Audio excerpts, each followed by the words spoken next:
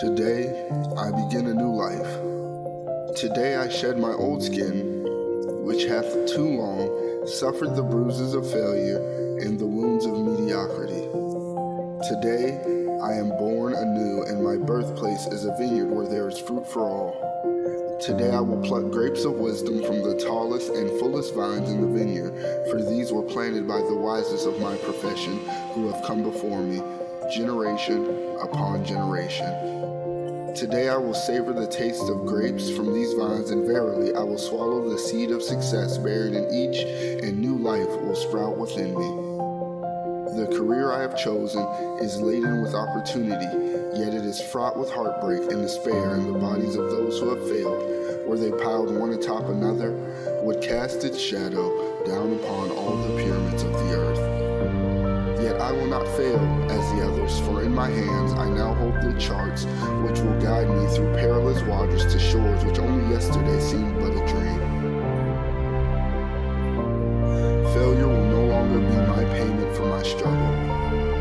Just as nature made no provision for my body to tolerate pain, neither has it made any provision for my life to suffer failure. Failure, like pain, is alien to my life. In the past, I accepted it as I accepted pain. Now I reject it, and I am prepared for wisdom and principles which will guide me out of the shadows into the sunlight of wealth, position, and happiness far beyond my most extravagant dreams, until even the golden apples in the Garden of Hesperides will seem no more than my just reward. Time teaches all things to he who lives forever, but I have not the luxury of eternity. Yet within my allotted time, I must practice the art of patience, for nature acts never in haste. To create the olive, king of all trees, 100 years is required. An onion plant is old in 9 weeks. I have lived as an onion plant. It has not pleased me. Now I would become the greatest of olive trees, and in truth, the greatest of salesmen. And how will this be accomplished? For I have neither the knowledge nor the experience to achieve greatness, and already I have stumbled in ignorance and fallen into pools of self-pity. The answer is simple. I will commence my journey unencumbered with either the weight of unnecessary knowledge or the handicap of meaningless experience. Nature has already supplied me with knowledge and instinct far greater than any beast in the forest, and the value of experience is overrated, usually by old men who nod wisely and speak stupidly. In truth, experience teaches thoroughly, yet her course of instruction devours men's years, so the value of her lessons diminishes with the time necessary to acquire her special wisdom. The end finds it wasted on dead men. Furthermore, experience is comparable to fashion. An action that proves successful today will be unworkable and impractical tomorrow.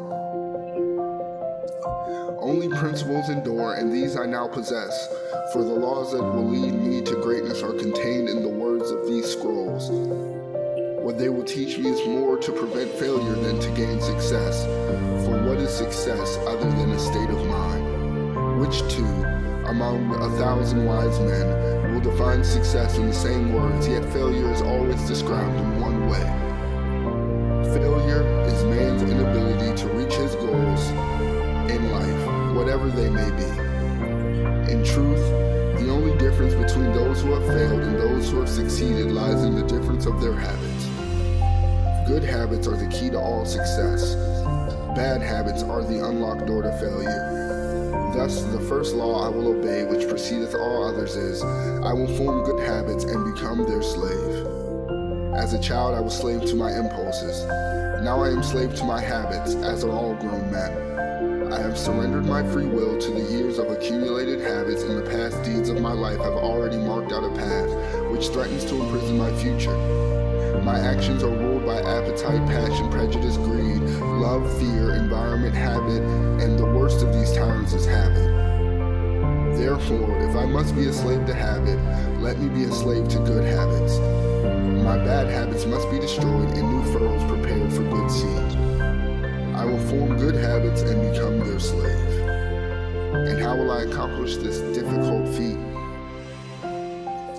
Through these scrolls it will be done, for each scroll contains a principle which will drive a bad habit from my life and replace it with one which will bring me closer to success. For it is another of nature's laws that only a habit can subdue another habit. So, in order for these written words to perform their chosen task, I must discipline myself with the first of my new habits, which is as follows. I will read each scroll for 30 days in this prescribed manner before I proceed to the next scroll. First, I will read the words in silence when I arise. Then, I will read the words in silence after I have partaken of my midday meal. Last, I will read the words again just before I retire at day's end, and most important, on this occasion, I will read the words aloud. On the next day, I will repeat this procedure, and I will continue in like manner for 30 days. Then, I will turn to the next scroll and repeat this procedure for another 30 days. I will continue in this manner until I have lived with each scroll for 30 days and my reading has become habit. And what will be accomplished with this habit? Herein lies the hidden secret of all man's accomplishments. As I repeat the words daily, they will soon become a part of my active mind, but more important, they will also seep into my other mind. That mysterious source which never sleeps, which creates my dreams and often makes me act in ways I do not comprehend. As the words of these scrolls are consumed by my mysterious mind, I will begin to awake each morning with a vitality I have never known before. My vigor will increase, my enthusiasm will rise, my desire to meet the world will overcome every fear I once knew at sunrise, and I will be happier than I ever believed it possible to be in this world of strife and sorrow. Eventually, I will find myself reacting to all situations which confront me as I was commanded in the scrolls to react, and soon these actions and reactions will become easy to perform. For any act with practice becomes easy. Thus a new good habit is born, for when an act becomes easy through constant repetition, it becomes a pleasure to perform, and if it is a pleasure to perform, it is man's nature to perform it often. When I perform it often, it becomes a habit and I become its slave, and since it is a good habit, this is my will. Today, I begin a new life. And I make a solemn oath to myself that nothing will retard my new life's growth. I will lose not a day from these readings, for that day cannot be retrieved, nor can I substitute another for it. I must not, I will not, break this habit of daily reading from these scrolls, and in truth, the few moments spent each day on this new habit are but a small price to pay for the happiness and success that will be mine. As I read and reread the words in these scrolls to follow, never will I allow the brevity of each scroll nor the simplicity of its words to cause me to treat the scroll's message lightly. Thousands of grapes are pressed to fill one jar with wine, and the grape's skin and pulp are tossed to the birds. So it is with these grapes of wisdom from the ages.